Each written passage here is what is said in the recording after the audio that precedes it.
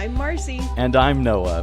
We grew up watching Disney Channel, and every few months a new Disney Channel original movie, or DCOM, would be released. Since we were kids, we would love to spend those nights getting snacks and enjoying new, sometimes relatable movies on our favorite channel.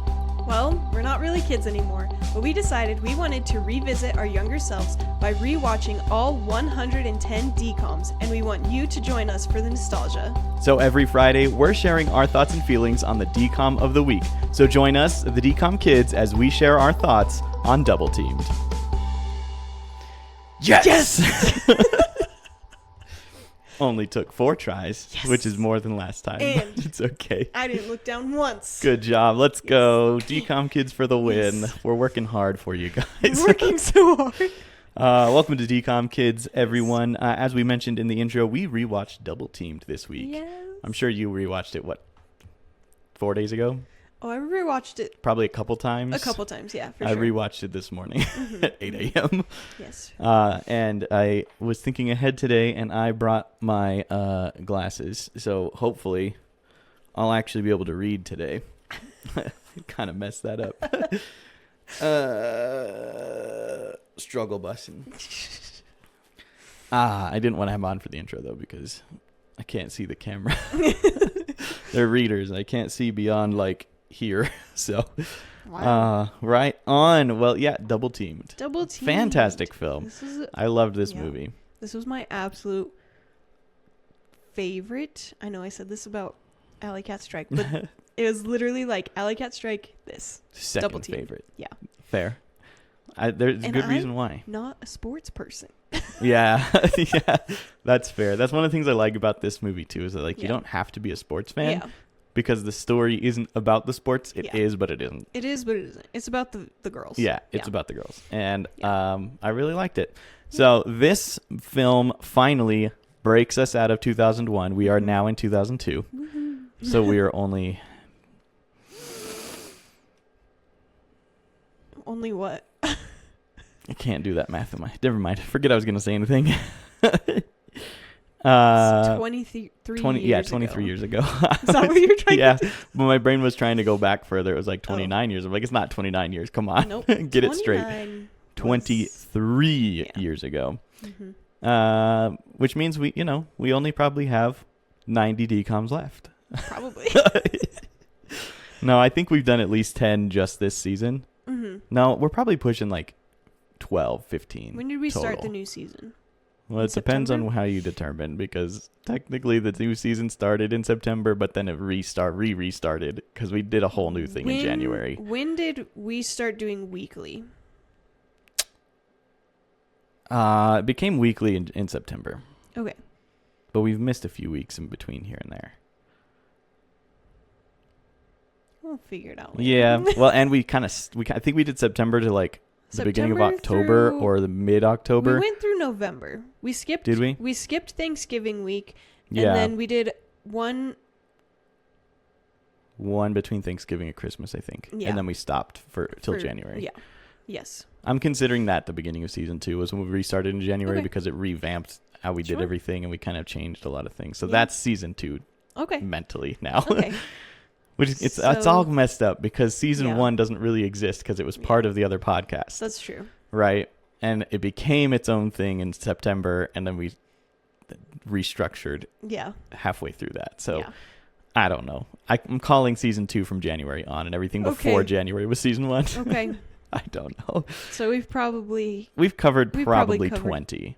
20 total? Haven't we covered more? I don't know. 23? Maybe 23? 23rd. Sure. We will get a number for next week. We will know exactly how many we have done and how many we have to go next week. Yes. This film takes a note out of the book of a couple of the movies we've seen already, wherein this is based on a true story. I think this is only the second one. No, it's the third one, at least. What was the first? Miracle in Lane 2 was based on a true story, and so was The Color of Friendship. Oh, yes. Yes, that's right. At least those two. I feel like there was one more, but definitely those two.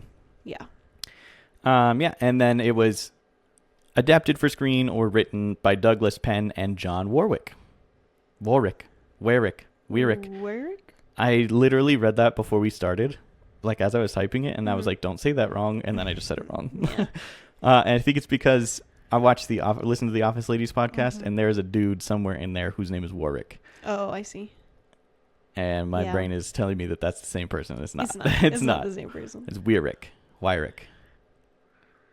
Yeah. Wyrick.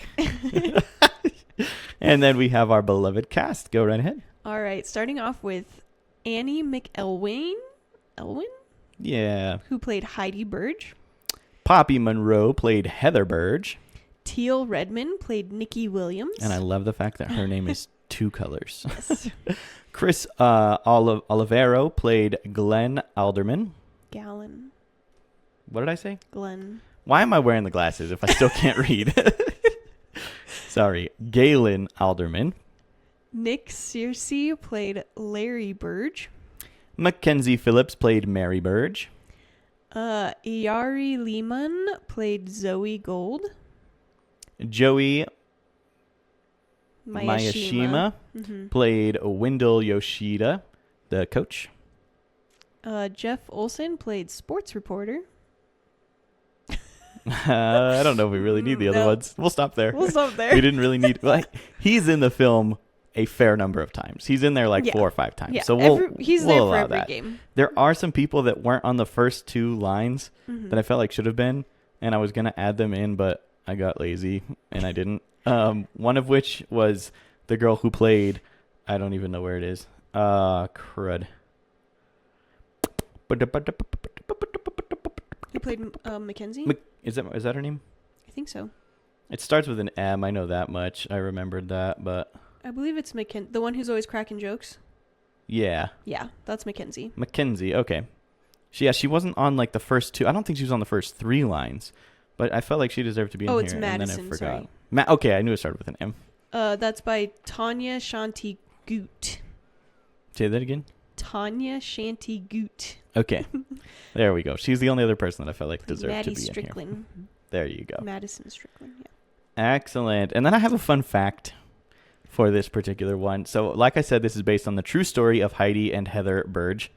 Heidi and Heather Burge were actually 6'5", but Annie and Poppy were only 5'9", which is, I feel like, I don't know if I can say this, but I'm going to. I feel like it's tall for women. Yeah. It's not that tall for women. Right. It's like an average-ish height for, it's taller than average for women, is what I meant to say. I got my words tangled up there. Average is 5'4", 5'5". Yeah. Is the average height for women. So they're 5'9". So they're taller than average, but they're still 6-7 inches shorter than the real life Heidi and Heather Burge. 7, yes. That's why I said 6-7 inches. Wait. I also got 2 different answers. When I looked up how tall Heidi and Heather Burge were in real life, I got 2 different answers. I got 6'4" and 6'5". Okay. I went with 6'5" because it was slightly taller. I don't know. One of them was 6'4", one of them was 6'5". They said they were the same height on one of the articles that I read. I didn't read the other article. It just said how tall were they? 5'4". I do the other remember one said 5'9". Both were 5'5" on Disney Channel. 6'5". I do remember watching on Disney Channel when this movie came out. They had a behind the scenes thing, okay, and they showed you Annie and Poppy's shoes. Yeah. And they were lifted, and they also had insoles to lift them even higher. Right, those ones that lift your heels, because there's the ones that are platforms on the bottom, and then they can also lift the heels. So you can get you can get the 6 inches out of it that you need. Yeah. Although they were 6'1" when they started high school, as they said in the movie anyway. Yeah. So, but I do remember watching that. That's random. Where they were what?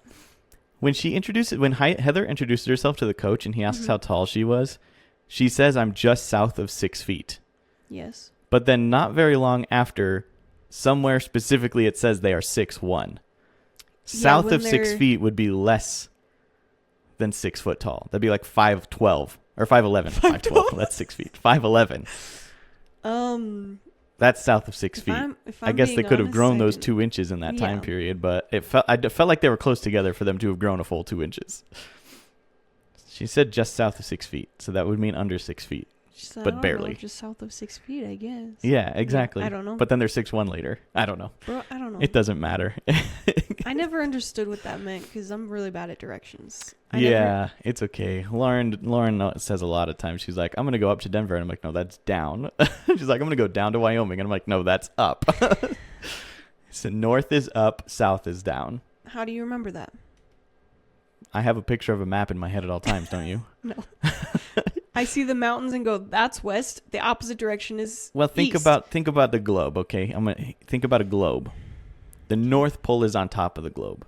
The South Pole is on the bottom of the globe. Okay. So if you're going north, you're going up to the... Thank you. That's all I needed. Now here's the thing. The other thing that I think is funny is that we're in space, okay? The Earth is spinning around at thousands of miles an hour in outer space. Yes. Where there is no orientation. Mm-hmm. Okay, there is no saying whether we are facing up or facing down. Like, what direction is up? You know? Exactly. It's based on us, I think. England, I guess. They're the ones who started it all. Started everything. I don't know. Enough of that. Okay. Anywho. Director Dwayne Dunham, the music curator Phil Marshall, who sounds familiar, but I searched and he hasn't come up before. Cinematographer Roberts Seaman and Taylor Blythe's collaborative efforts produced the inspirational look into the world of WNBA stars to be Heather and Heidi Burge. Nice. I'm trying really hard to make that flow a little bit better than just as being like, the director was this guy and the writer was this guy. I think it's fine. I should have let you say that. Yeah, but because now I have to talk more. It's okay. I'll read. You put this in here twice. Because I meant to copy and paste it.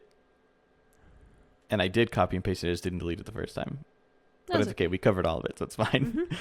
Mm-hmm. So Disney Plus summary. Inspired by their true story, WNBA players Heidi and Heather Burge are also known as the world's tallest twins. But in the mid-1980s, high school freshmen Heather and Heidi could not be more different from each other. When their father sees an opportunity for college scholarships in their future, sports-centered Heather and fashion-conscious Heidi are transferred to a posh LA high school, known for its athletic programs. There, Heather and Heidi land on Palos Verdes high school's basketball team. They'll have to connect with teammates. Contend. Why am I still can't read this. They have to contend with teammates who consider them outsiders and also with an intense budding rivalry with each other if they expect to fulfill their dad's dreams, which have increasingly become their own. Fun fact. Just kidding. I don't know if I should get into this later or if I should just do it now. I say do it now so that you don't forget later. Okay. What I'm going to say. Yes. Later on in the movie, at some point, they get invited to go to New York to play that tournament. Yes. Right? When the other team beats them, spoiler alert, we're going to get there, don't worry. When the other team beats them, they are announced as the East Coast something basketball champions. Okay. They're from LA. Mm-hmm. If their team had won in New York, they would have been named the East Coast champions. Yeah. But they're on the West Coast. But they're playing on the East Coast. Why? Why are they playing in an East Coast tournament if they're from the West Coast? That doesn't make any sense. Because it's the 80s and it doesn't make sense. Who is the East Coast champions? Oh, it's these guys from LA. Or these ladies from LA. Like, from LA? Yeah. I don't know. I didn't get that. I was confused. Maybe that's what, if they had won, they would have been the West Coast. But that doesn't make sense because they finished second. So they would still be the West Coast champions if they beat all the other West Coast teams. I don't know. It doesn't make sense. I already told you I'm not a sports guy. Unless, I guess I wasn't listening super closely, unless it was just the West Coast college high school. College high school. God dang it. It might have been. The West Coast women's high school women's basketball. East Coast high school women's basketball tournament. Specifically, it's just a tournament that took place on the East Coast. Yeah, I think that's what it was. We'll go with that. I think I just made it make sense in my own head. There you go. I'm going to shut up now so we can dive into this scene by scene. Are you ready for it? Yes. Go right ahead. Alrighty. Our tall tale begins with Heather in an intense workout while her twin sister Heidi remains in bed. Did you get it? Yes. Because it's not a tall tale because it's not true. It's tall tale because they're tall. I got it. I had to say it for everyone out there. That's why I said tall tale. Oh, sorry. Tall tale. Anyway. It's punny. Sorry. Go ahead. Oh, we meet Father Larry and Mother Mary. Not the saint. What? Not the saint. Sorry. Not the saint. The girl's mother, who happens to be named Mary. The twins are called downstairs to get ready to leave for practice, and they find they have, apparently a number of times, dressed in the exact same outfit, and they argue over who should change, and Heidi is the unlucky one and is forced to change her sweater. We cut ahead to volleyball practice where Heather is spiking ball after ball directly at Heidi until the coach tells them to switch. Heidi is now taking the sets and tries to spike the ball but isn't having much success. A man approaches Larry and inquires about the girls and informs Larry that college scouts are already taking note of future prospects. Later, while riding a two-person bike, Heidi expresses her feelings about not being that into volleyball, and in response, Heather gives her a hard time for always being second best to herself. At home, while setting up for an outdoor dinner, Larry and Mary discuss the idea of moving the girls to a different school to allow them more opportunities to get college scholarships. Mary is clearly opposed to the idea, but as the girls arrive, Larry announces the move. The girls don't like the new plan and both rush into the house. The following Monday, Heidi greets her longtime friend before being ushered into the car by her father to start at their new school. How do you say this? Palos Verdes. Palos Verdes. Okay. I think. Pulling up to the curb on the wrong side for some reason, the girls exit the car and look around at their new school. While signing up for classes, a group of cheerleaders walk in and mock the girls for being so much taller than everyone else. While walking to class, Heidi meets Zoe, the president of the drama club. And after a foot-in-the-mouth introduction, Heidi decides to sign up for the drama club. That was really short, sorry. I already just read it fast, I don't know. Entering the gym to find a place to work on her volleyball, Heather accidentally spills a basket of balls all over the floor where the basketball team is practicing. Here she meets Coach Yoshida, who, upon discovering her impressive height, attempts to recruit her to the basketball team. Later that night, Heidi is on the phone with Zoe and is invited to a party. Chaperoned, of course. At the dinner table, Heather brings up the conversation she had with the basketball coach, and Larry encourages her to try out for the team. When he recommends that Heidi does the same, she announces she would rather audition for the fall musical. Larry is clearly not in favor of that move, but after a little banter, seems to be okay with it. The next day at school, Heather is confronted by Nikki, who is rather full of herself and explains to her that she is the leader of the team and Heather shouldn't try to upstage her. We then cut to Heidi's audition for The Wizard of Oz, where her Dorothy stand-in is clearly distracted by the ruby slippers he has on. Zoe tells her to relax and she'll do great. We again cut to Heather's basketball tryout. I realized it was later, not a practice, where she struggles to block Nikki. The coach increases the pressure and Nikki knocks Heather to the ground. Back at the audition, Heidi is given the role of the Tin Man and Zoe gives her the address for the party. We cut back to Heather's basketball practice and she finally gets a block on Nikki. Later that night at the party, Heidi meets Nikki and tells her and Zoe that they live in an oceanfront beach house. When she confesses her lie to Heather at home that night, Heather isn't impressed and doesn't like that she isn't letting them get to know the real Heidi. Jumping to another day at school, a sports reporter is interviewing Gallon Alderman, and Heather is all but drooling. Dang. Drooling over him.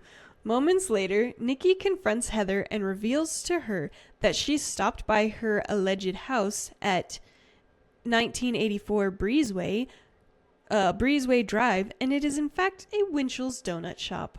I can't wait for ours to open back up in town. It's donuts. Anyway, after school, Heidi invites Heather to join her on a classmate's boat where they will practice lines, but Heather wants to stay behind and work on her basketball. A couple of hours later, at home, Larry is hanging a net from their basketball hoop over their garage.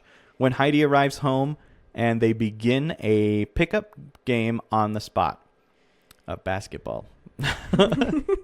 After wearing him out to exhaustion, Larry breaks the news that he told Coach Yoshida that Heidi would also try out for the basketball team and that she can try out for plays in a couple of years. This is obviously not good news for Heidi, and she storms into the house where she expresses her dissatisfaction with Heather. At basketball practice, Heidi takes her frustration out on Heather as she believes she's the reason their dad made her quit the play for basketball. After practice, we get a quick glance into Nikki's home life. Her dad is leaving for work, and she reminds him about her game coming up, and he promises to try to make it. But I think we all know at this point he wasn't going to be there. We jump ahead to the game that will decide the final team roster. The prospective team members are split up into two teams, and Heather and Heidi are pitted against each other. As the game goes on, for the first time, the crowd is cheering for Heidi rather than Heather. All the attention the twins are getting has evidently aggravated Nikki, who decides to take a shot for herself rather than pass to Heather. With 4 minutes left, Heather's team is down 10 points and Heidi's down 10 points to Heidi's team, but miraculously, Heather scores several baskets and pulls out the win. At this point, Larry congratulates and applauds Heather at Heather's playing and then casually shouts an "atta girl" to Heidi. We are then plunged into the team announcement. Nucky. Okay. Now, okay. Sometimes I have some typos on my side, but that was not me. That was a brain glitch. Sorry. It's all good. Nikki arrives late because she had to stop by the principal's office to tattle on the Burges for not moving into the district. After officially making the team, Larry has to convince the principal that they will move before Christmas. Next, the family pulls away from their beloved home and moves to an apartment closer to the school. While unpacking in their new home, Larry and Mary argue about whether or not the move was best for the family. Outside, Heather and Heidi come to terms with their new living arrangement, and they decide to play a game of basketball to determine who gets the one bed in their bedroom. Since there's only room for one in their new shared room. I'm pretty sure it was a joke the whole time. I'm pretty sure there are two beds in there, but I thought it was funny, so I played into it. Yes. At practice later on, the team turns on the twins since they lied about where they lived. The two camps are failing to play as a team, and Coach decides the best way to get the girls to play together is to threaten to not take them to the big tournament in New York that they were invited to. This works as the girls clearly want to spend Christmas in the Big Apple, but the catch is the school can't pay 100% of the cost, so everyone is going to have to pitch in some of their own money. Heidi and Heather work at the marina to make their money, and then they also do a little tap dance on the staircase later that I forgot to include in here. That was my favorite part. It is a good part.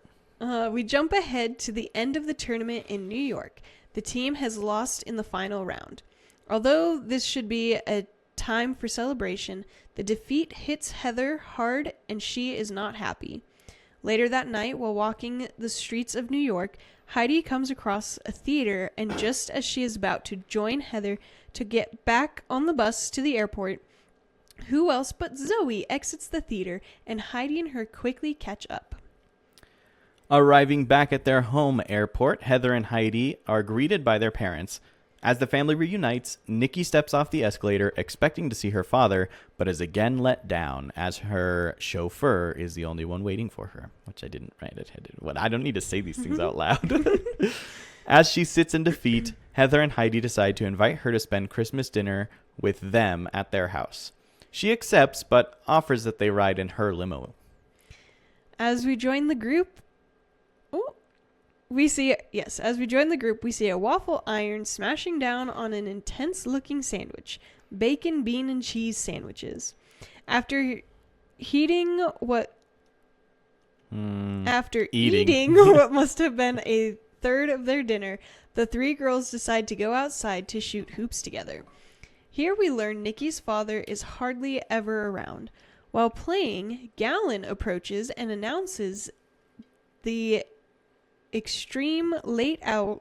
Yes, announces the extreme late hour, and he places a bit of wood from the sign out front to level the hoop. Okay, this is where I need to say something. Yes. Okay. I have watched this movie so many times. Okay. Growing up, watched it several times. Okay. Yes. Every single time I've watched this up till today, he pulls out that little piece of wood, right? And says, "Hope they don't mind. I borrowed this from the front sign, or from the sign out front." Mm-hmm. My brain was always assuming he meant a stop sign. Okay. And I spent years and hours trying to figure out what part of a stop sign that shape was for. It finally dawned on me today, watching the movie, that it's the H. That it's the H from the Sandy Shores sign. They even say the mysterious missing H. I never caught on to that. Not once. I've watched this movie probably a dozen times in my life. That's hilarious. Never once caught on to it. That's so funny. I think it's because I don't ever remember catching that part where they said that there's a missing H on the sign to begin with. Really? Yeah, I don't think I ever realized that. And they go Sandy Sores? Yeah, we're moving into an infected wound. Yeah. He's like, the H is missing. Right. Never caught that. The other thing, I'll have to look at it again, but I'm pretty sure only the S's were capitalized on the sign out front. I'll have to double check. I think that's accurate. Was it all caps? No, I think... Or you think it was the S's were capitalized and everything else was lowercase? Yeah. Because the H that he puts on the sign is a capital H. Yeah. I don't know. We'll double check. I might be wrong. I don't know. Continue. Okay. Gallon decides to help the girls with their game by telling Nikki to stop taking wild shots and positions them to efficiently pass around a blocker. We jump ahead to the next game where the pointers from Galen are put into action. After a couple of minutes of gameplay, Heidi scores the tying shot. While the opposing coach complains to the ref nonstop. I wrote that so weird. Mm-hmm. The opposing coach complains to the referee nonstop, resulting in Heidi and Heather's team being awarded 2 free throws. Coach decides to have Heidi take the shots. She misses the first one, and after shaking off the miss, drains the second one. All that's left to do is hold on to the ball for 2 seconds, and they win. After the buzzer, Heather is upset that Heidi is now the all-star and not her. Back home, Heather forces Galen to play another late-night game in the courtyard, and she won't let up and insists they keep playing until tragedy strikes. Suddenly, Heather lands wrong on a jump shot and twists her ankle. She's not going to be playing basketball again for a while. A while later, Heather sits on her bed icing her ankle when her mom walks in to give her words of encouragement. The next night, talent scouts arrive at the game. After the team introduction, Nikki looks for her father in the crowd, but surprise, surprise, he isn't there. The game commences and Heidi makes shot after shot while Heather watches from the sidelines. After a few plays, the opposing team decides to double team Heidi, stalling out the team's scoring efforts. Coach calls a timeout and gives a pep talk to the girls since Heidi isn't able to get a pass, let alone any shots on the hoop. On the hoop. Either way, both work. Just then, Larry enters the stadium, late but not alone. One might expect to see Mary enter behind him, but instead, it's Nikki's dad, finally showing up for his daughter. Now that she feels her dad has finally come to support her, Nikki's game improves tenfold, and she begins to make several shots along with Heidi. More gameplay ensues, and I didn't have the energy to describe every moment about it, but hang tight. The finale should be any moment now. Oh no! Nikki is fouled into the padding on at the base of the hoops. She's injured her left arm, and she thinks she can still shoot.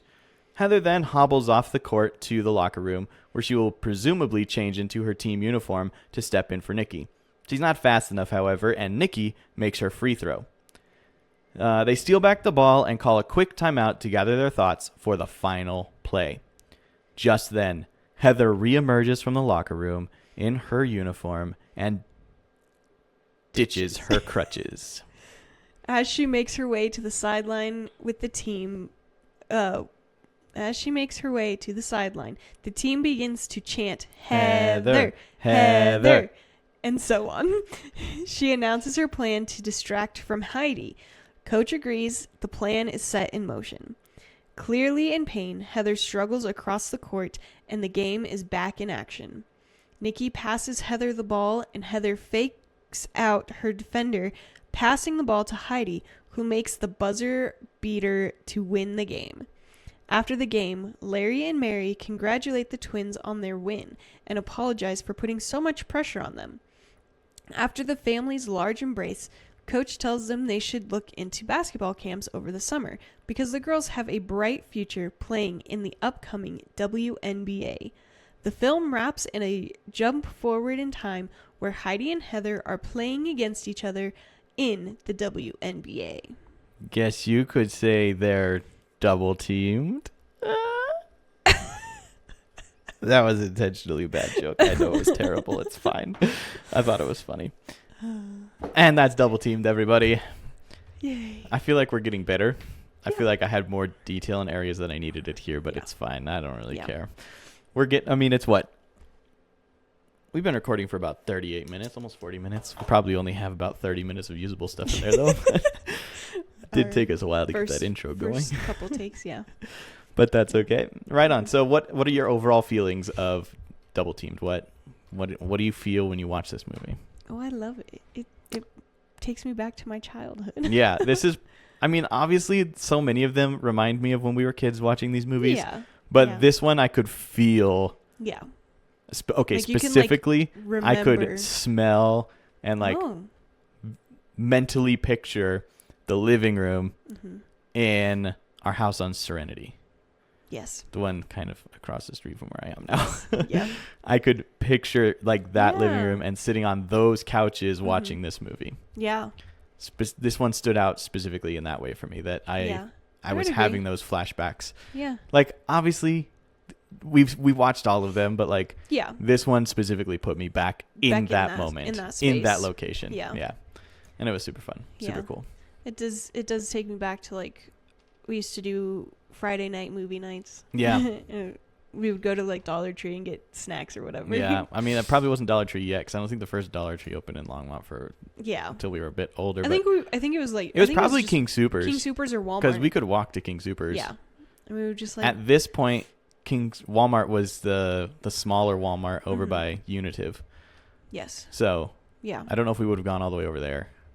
No, I think it was King's. I think we would go to King Soopers 90% of the time. Yeah, but during the day, Mom would take us to the store guess, and get probably. we would each get a $1 candy. Yeah. And then we'd get the big very off-brand soda. The 3-liter bottles of undisclosed cola flavored beverage. Big K cola. Yeah. It was good stuff. Yeah, so that's what I felt watching this movie. I really felt that era. The most nostalgic. Yeah, so far. Yeah. And I can't wait, because I know there's going to be a couple in here where I'm going to be like, oh my gosh, yeah. I will say when we get to Buffalo Dreams, that's going to be the most nostalgic one for me. And see, I am afraid that Buffalo Dreams is going to be maybe the least nostalgic for me. Really? Yeah. Oh. I don't know. We'll see. It's one of those things where maybe when I turn it on and we start watching it, I'll be like, oh! But right now it's I vaguely remember it has something to do with Native Americans. Mm-hmm. That's about as far as I got. Yeah. There's one character who is mute and she does sign language, and I'm not 100% sure, but I'm pretty sure that's where my start for the love of sign language started. Fair enough. I could see that. I could see that. I think it was in another DCOM before, but that one I was like, oh. Yeah. That's neat. I like it. Yeah. Right on. Oh, I keep looking over and be like, oh my gosh, we're not streaming. We don't stream this. It's fine. Yeah. Okay, favorite scene. I'll go first. Okay. My favorite scene is when Galen comes out when they're playing basketball in the courtyard. I don't know why this is my favorite scene. It just sticks out. The H thing obviously was funny to me, and then it finally clicked today that I'm like, I'm so stupid. Yeah. But my favorite part of that scene is when he moves Heidi and he's like, you stand here. Yes. And then she keeps going like, here? And he's like, no, here. Was that Heidi or was that Heather? That was Heidi. Oh, okay. I couldn't remember because I literally wrote when I was writing this, I wrote Heather does this, and then I was like, no, that's Heidi. I couldn't remember because I knew that when they see him being interviewed in the in the gym. I couldn't think of what it was called. The gym. In the gym. Heather was all like, ooh. Yeah, she was definitely drooling over him. Like, but later, Heidi when sees him, and Heidi basically does the exact same thing. In that moment, they're all basically drooling over him. Yeah. But Heidi's the one who's like doing the She's like, here. I'm going to flirt with you. Yeah. I literally wrote Heather, and then I looked up because I was just listening at this point, typing. Yeah. And then I looked up, and I was like, oh. And then obviously, these two girls are not actually twins, so they're easy to tell apart. Yeah. But anyway. But they did a good job of making them look like they twins. Did. Yeah. They did. And I don't know why, but that's my favorite scene. No, I think it's so agree. funny. That's a pretty good one. It's a really good one. I like one of my favorites is when Heidi's auditioning for Wizard of Oz, and Marvin's just like, Auntie M, take me back to Auntie M, and he's like clicking his heels, and she's like, does he have to wear the heels? And they're like, that is a little weird, huh? Yeah.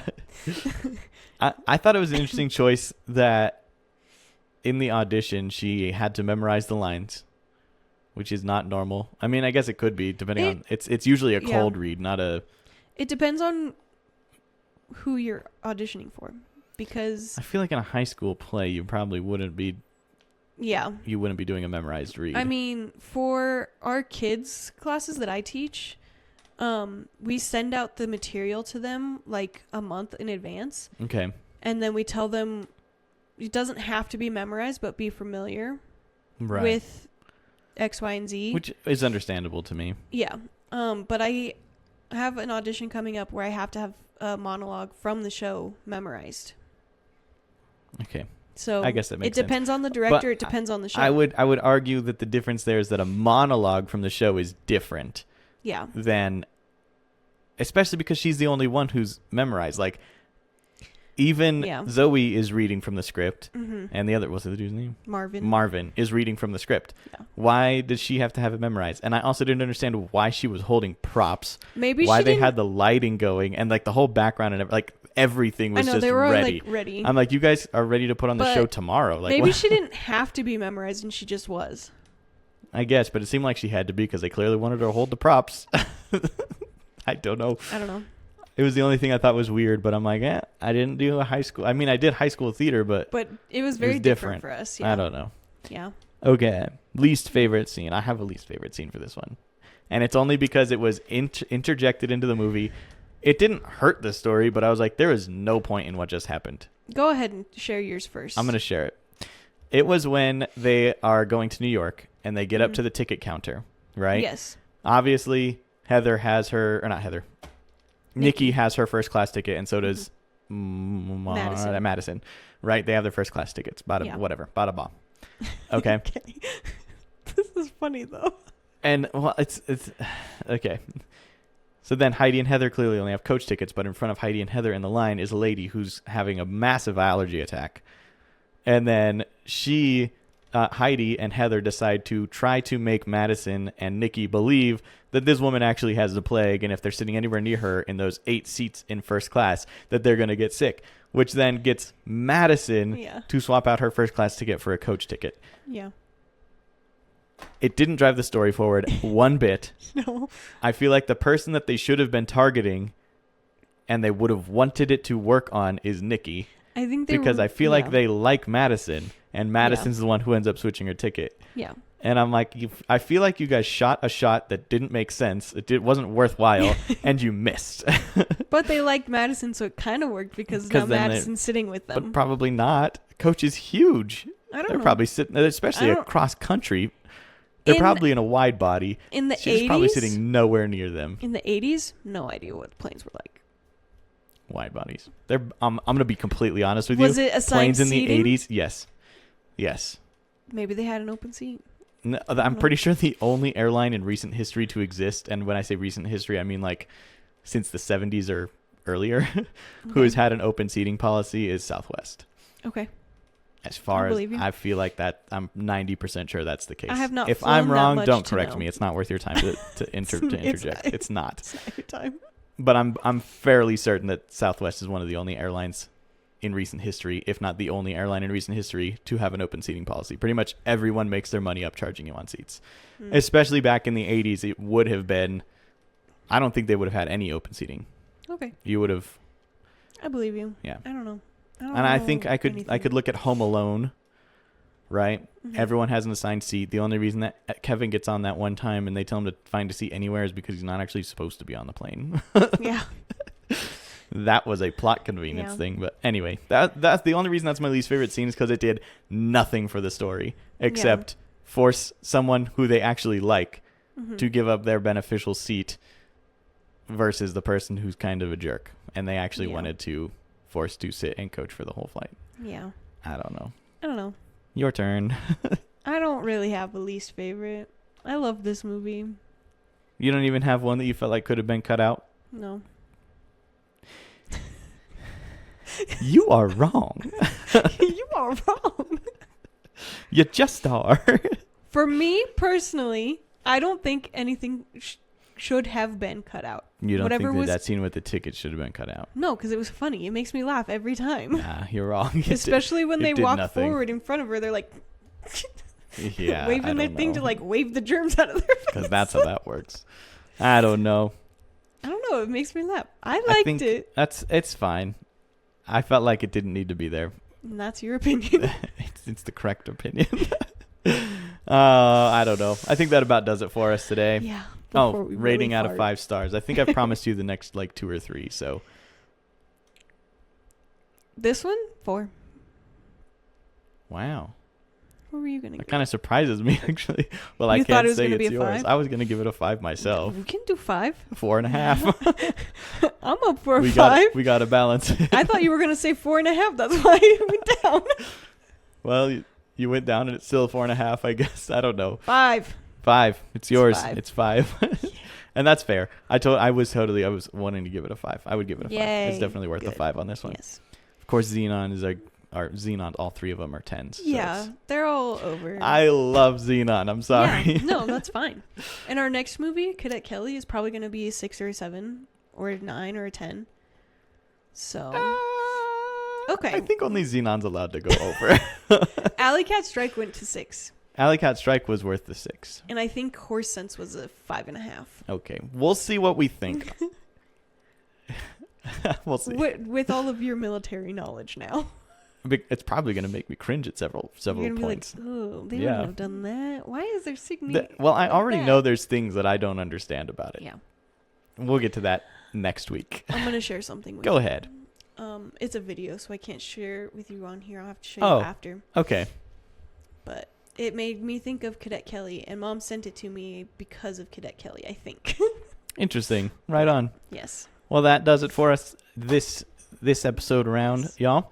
Make sure you follow our Instagram, our TikTok, and our, Facebook page. You can find that at Noah Parker's World of Wonder on any of those. We do combine the TikTok and Instagram for this show with those other, with the main show, just because my wife's the social media manager, and I would not want to burden her with having to manage 2 sets of social media for everything, and everything. It's all part of the big. It's all together. Noah Parker's World of Wonder podcast network. So we're all part of one family, one team. We have the same set. It's fine. It's fine. YouTube Shorts and everything, of course, is youtube.com/Noah Parker _channel. That's where you'll find the video version of this podcast if you are listening and you're looking for video. If you are doing the opposite, you're watching video and you're looking for audio only, we are available on Amazon Podcasts, Spotify, Apple Podcasts, and iHeart Podcasts. That does have its own show. That is DCOMKids on those 4. Make sure you follow us wherever you get your podcasts, and you set it to auto-download. Leave a rating for us if you don't mind. We greatly appreciate it. Subscribe to the YouTube channel. Next week is Cadet Kelly. And until next time, my dear friends, let the wonder take hold.